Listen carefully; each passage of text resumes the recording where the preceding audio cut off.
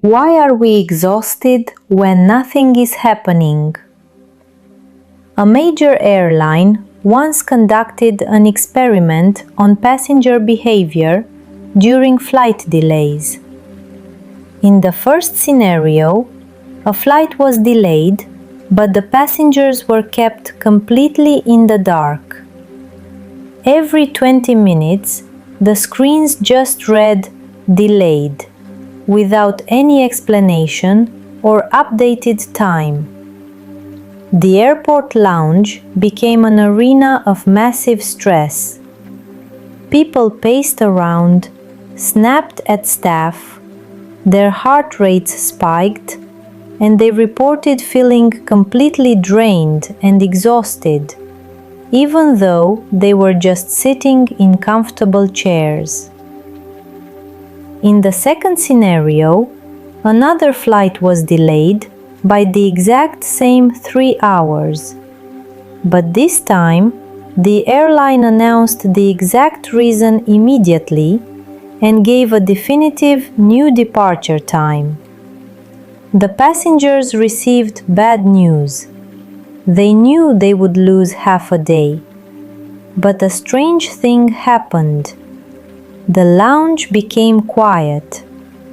People opened their laptops, read books, fell asleep, or went to get coffee. The physical and emotional exhaustion vanished. This experiment revealed a profound truth about human nature. Sometimes it isn't the bad news that destroys our energy. It's the fact that we don't have a definitive answer yet. There is a strange phenomenon of modern life that mirrors this exact state. You get home, the day is over, no more meetings, no more urgent calls, no more immediate problems to solve. For the first time in many hours, nobody is asking anything of you. And yet, you cannot rest. Your body is on the couch. Your mind is somewhere else. With the doctor you never called. The conversation you've been avoiding for months. The decision you keep postponing. The future you still haven't chosen. From the outside, it looks quiet. Inside, there is traffic. If there is no real danger in the room, why does the body behave as if there is? Most people believe the brain's primary function is thinking. Biology says otherwise. The brain's primary function is keeping you alive. And to do that, it must anticipate. Constantly. Long before danger appears. Long before opportunity appears. Long before you make a decision. The brain is a prediction system. It does not wait for reality. It continuously tries to anticipate it. Every second, it runs the same questions. What comes next? Is it safe? Is it dangerous? Do I need to prepare? This means that the organism does not live only in the present. Part of it is constantly living a few moments ahead of you. The brain is not built for stillness. It is built for prediction. And when it doesn't know the answer, it begins to consume enormous amounts of energy trying to find one. This is where the first paradox appears. For the organism, bad news is not always the worst thing. Sometimes the worst thing is not knowing. Bad news hurts, but it also creates clarity. You can begin to adapt. You can build a plan. You can move forward. Uncertainty offers none of that. It forces you to remain suspended between worlds, between hope and fear, between possibilities, between scenarios, and every single scenario must be monitored. Biologically speaking, that is extremely expensive. The organism does not spend energy only on what it experiences. It also spends energy on what it is trying to predict. But here is the second, deeper revelation that most people miss. The brain is not primarily interested in your happiness. It is interested in predictability. For your biology, a painful but clear future is often easier to manage than a potentially better future that is completely unknown. Your nervous system would rather choose a familiar misery over a foreign paradise. This completely reshapes how we view human sabotage. It helps explain why people spend years in relationships that no longer work, jobs that drain them, or situations they absolutely dislike. They don't stay because they enjoy the pain. They stay because the pain is predictable. They know exactly how much it will hurt tomorrow. Uncertainty, however, requires resources the brain wants to save. Therefore, sometimes we are not exhausted by our past. We are exhausted by the many possible futures the brain is trying to calculate at the same time. This is why people become completely depleted without understanding why. They have not worked harder. They have not run farther. They have not lifted heavier weights. They have simply monitored too many unknowns. And the organism has paid the bill. At first, you barely notice it. You fall asleep a little harder. You focus a little less easily. You have a little less patience. You have a little less enthusiasm. The bill does not arrive all at once. It arrives in installments. At first, you assume it is just a difficult period. Then you notice that you enjoy things less than you used to. You become more irritable. You feel more tired after the exact same day. You need massive amounts of willpower for things that once came naturally to you, and you don't understand why. Because the biological bill never arrives with explanations. It arrives only with symptoms. Exhaustion is not always the price of work. Sometimes it is the price of unfinished things. Psychologists observed this phenomenon nearly a century ago through what is known as the Zeigarnik effect. The mind does not treat all information equally. What is completed settles down, gets archived, and stops consuming resources. What remains unfinished stays active and continues demanding attention in the background, like a heavy piece of software draining your battery while the screen is off. Every unfinished chapter keeps charging rent inside your mind.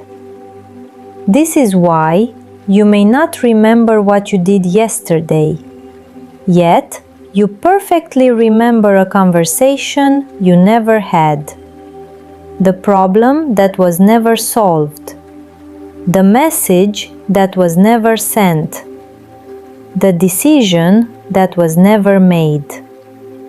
The brain keeps them close because it is still trying to figure out what comes next. What drains us is what we leave open, and our greatest resources leak through 5 major cracks. 1. The decisions we don't make. Sometimes we spend months trying to avoid a hard choice. Then we discover something ironic. The decision itself was not what drained us. The waiting did. 2. The truths we don't speak. Often, we stay silent to avoid conflict or to protect a relationship. But what remains unspoken does not disappear. It simply turns into an ongoing, silent civil war inside our own nervous system. 3. The promises we break to ourselves. When you disappoint others, you lose connections. When you disappoint yourself, you teach your own brain a dangerous prediction: that your own voice is a source it can never trust. 4. The body we ignore. We behave as if sleep deprivation, inactivity, and postponed medical checkups are clever time-saving strategies. In reality, they are biological debts, borrowed at a brutal interest rate. They can be postponed, but they cannot be cancelled. 5. The life we keep postponing. When you live without a clear direction, operating purely on survival inertia, the brain amplifies fear. An unclear future forces the prediction system to continuously run crisis scenarios on loop. Maybe you are not lacking motivation. Maybe you are not lazy. Maybe you do not need another book, another podcast, or another productivity method. Maybe your energy is simply occupied. Occupied guarding doors you never closed, conversations you never had, decisions you never made, promises you never kept, chapters you never finished. And the organism is doing what it has done for millions of years: monitoring, anticipating, preparing, and paying. Tonight, take a sheet of paper. Avoid your phone. Avoid digital notes. Write down the answers to these questions. What conversation am I avoiding? What decision am I postponing? What truth am I refusing to face? What promise do I need to keep? What small problem can I close this week? Choose only one, just one, and close it. Because every closed loop frees a little space, a little attention, a little energy, and a little future. Maybe the next chapter of your life does not begin when you find more energy. Maybe it begins when you stop wasting energy on things that should have been closed long ago. Because the organism does not pay only for dangers. It also pays for uncertainties. And sometimes the most important form of healing is not adding something new. It is closing a door that has been left open for too long. Maybe there is a conversation that has been draining your energy for 2 years. Maybe there is a decision that has been consuming you for 5 years. Maybe there is an entire life standing completely still behind a single door you haven't found the courage to close. And if the biology we talked about today is true, then your problem is not that you lack the strength to change your life. Your problem is that too much of your strength is currently occupied guarding your past. There was nothing wrong with you. There was simply something unresolved. A door left open. A chapter left unfinished. A question that life was still waiting for you to answer. Real change does not begin when you find more power. It begins when you finally find the courage to close what has remained open for too long. Sometimes life does not need another new road. It needs a few old roads to be closed. And one day you will notice something almost ordinary. You will come home again. You will sit down on the couch. And for the first time in a very long time, it will be quiet on the outside. And quiet on the inside too. See you in lesson 5. Subscribe.